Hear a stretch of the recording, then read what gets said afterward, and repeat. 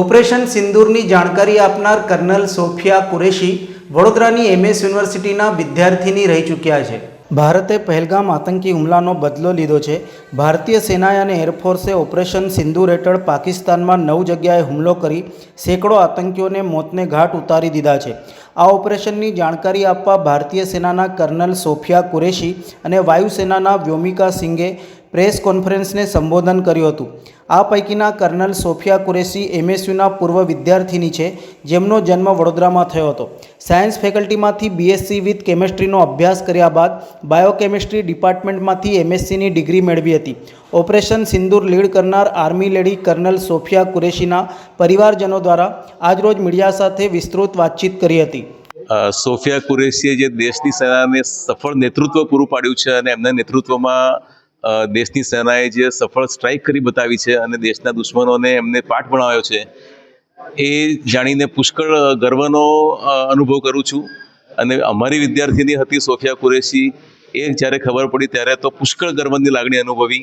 અને મને ખાતરી છે કે એમનું આ પરાક્રમ જોઈને ફેકલ્ટીની, દેશની, વડોદરાની બીજી વિદ્યાર્થીઓને પણ એનાથી પુષ્કળ પ્રેરણા મળશે અને સેનામાં જોડાવા માટે એ પણ આગળ આવશે એવું ખાતરી સાથે કહી શકું છું.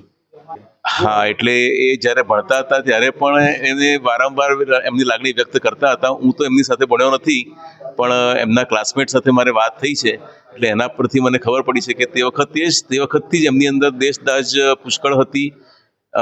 એમના કુટુંબની અંદર પણ એ જ વાતાવરણ હતું અને એને લીધે જ જ્યારે રિસર્ચ કરવાની એમની અંદર શક્તિ હતી, એમની અંદર કાબેલિયત હતી, છતાં પણ જ્યારે સેનામાં એમને મોકો મળ્યો ત્યારે એમણે પાછું કોઈ પણ વિચાર કરે છે સેનામાં જોઈન કરી લીધું એમણે, અને ત્યાર પછી પુષ્કળ આગળ વધ્યા છે આજે. અને આપણે બધા જોઈ રહ્યા છે કે કેટલી સફળતાપૂર્વક દેશનું નેતૃત્વ દેશ માટે એ જ શીખ આપી રહ્યા છે કે ધર્મ કોઈ મહત્વનો નથી. તમે આ ભારતના નાગરિક તરીકે તમે શું અનુભવો છો અને તમે પોતાને ભારતના નાગરિક તરીકે જ પ્રસ્તુત કરો દરેકે દરેક જગ્યાએ, કોઈ પણ ધર્મનો ભેદભાવ રાખ્યા સિવાય. એ આજે એમણે સંદેશો બધાને જ આપ્યો છે. દીકરીઓ પણ પાછળ નથી હોતી, પુરુષોનું જ કામ નથી લશ્કરની અંદર, સ્ત્રીઓ પણ, દીકરીઓ પણ એની અંદર પુષ્કળ લશ્કરની અંદર એટલો સારો ભાગ ભજવી શકે છે, એ એમણે સાબિત કરી બતાવ્યું છે. અને એનાથી દેશની બાકી દીકરીઓને પણ એનાથી પુષ્કળ પ્રેરણા મળશે અને મને ખાતરી છે કે એ વધુને વધુ લોકો સેનામાં જોડાવા માટે આગળ આવશે. પુષ્કળ કેટલી પ્રાઉડ મોમેન્ટ છે એ તો મારાથી શબ્દોમાં વ્યક્ત કરી શકાય એમ નથી. આખો વડોદરા આપણી દીકરીને કાયમ માટે યાદ રાખશે. અમે ફેકલ્ટી તરીકે પણ એમને કાયમ માટે યાદ રાખીશું. અને મેં જેમ પહેલાં કીધું એ પ્રમાણે જેટલા વૈજ્ઞાનિકો અમારા માટે મહત્વના છે, એટલા જ બીજા ક્ષેત્રોની અંદર પણ જે સફળતાપૂર્વક કામ કરી રહ્યા છે એ પણ અમારા માટે એટલા જ મહત્વના છે. એટલે અમે પુષ્કળ ગર્વની લાગણી અનુભવ્યા છે અમારી વિદ્યાર્થીનીએ જે પરાક્રમ કરી બતાવ્યું છે એના માટે. એમણે બાયોકેમિસ્ટ્રીમાં MSc કર્યું હતું. એમનો સ્વભાવ પહેલેથી સરળ રહ્યો છે અને એ અત્યારે પણ દેખાય છે. એટલે એમના સ્વભાવમાં કંઈ બહુ મોટો ફેરફાર આવ્યો નથી. પણ એમની જે સક્ષમતા છે, એમની જે શક્તિ છે, એમાં ખરેખર બહુ વધારો થયો છે. અને અમે જ્યારે ભણતા હતા ત્યારે અમને એવી કલ્પના પણ નથી કે એ આવું કાર્ય પણ કરી શકશે. અને જ્યારે એ ભણતા હતા અમારી જોડે ત્યારે એમનું રિસર્ચ પ્રત્યે વધારે ઇન્ટરેસ્ટ હતો, એટલે એ રિસર્ચ કરવા માંગતા હતા. પણ એમને જ્યારે આર્મીમાં જોડાવાની તક મળી ત્યારે એમણે ઝડપીને એમને ઉત્તરોત્તર પ્રગતિ કરી. એમનું ફેમિલી બેકગ્રાઉન્ડ પહેલેથી આર્મીનું રહ્યું છે. એટલે એ એમના ફાધર જે હતા એ આર્મીમાં હતા. અને પછી એમની પહેલાં તો ઈચ્છા નહોતી મારા ખ્યાલથી, પણ જ્યારે એમને તક મળી ત્યારે એમને કદાચ એમની અંદર રહેલી ઈચ્છા શક્તિ જાગી ઉઠી અને એમણે એ તક ઝડપીને આજે આ મુકામ હાંસલ કર્યો છે. એ MS યુનિવર્સિટીમાં જ ભણેલા છે. BSc કેમેસ્ટ્રી ભણ્યા હતા અને પછી અમારી જોડે MScમાં બાયોકેમિસ્ટ્રીમાં અભ્યાસ કર્યો હતો. 2 વર્ષ અમે જોડે રહ્યા હતા અભ્યાસ દરમિયાન.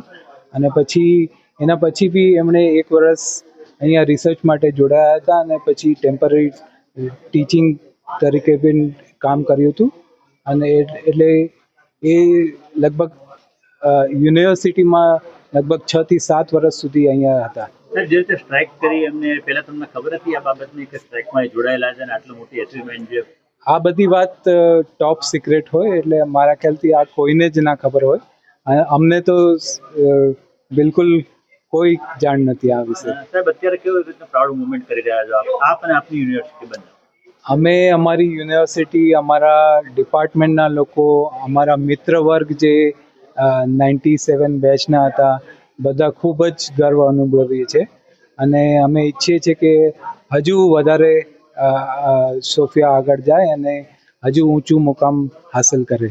સાહેબ, જે રીતની ક્ષમતા એમને હાંસલ કરી છે, આજે જે બતાવ્યું છે, દેશ દાદ એમને વ્યક્ત કરી છે, એક બાજુ જ્ઞાતિવાદના ચાલતા હોય અને બીજી બાજુ દેશ દાદ વ્યક્ત કરે, શું મેસેજ આપવા માંગે છે સમગ્ર પ્રકરણના આપ કરી એની દ્રષ્ટિએ જુઓ છો? એટલે દેશ સર્વપ્રથમ છે એ જ સંદેશ મારા ખ્યાલથી મુખ્ય સંદેશ જાય છે એના પરથી કે કોઈ પણ ધર્મ કે જાતિ પ્રથમ નથી, દેશ પ્રથમ છે. વડોદરા આવશે તો આપ શું કહેશો?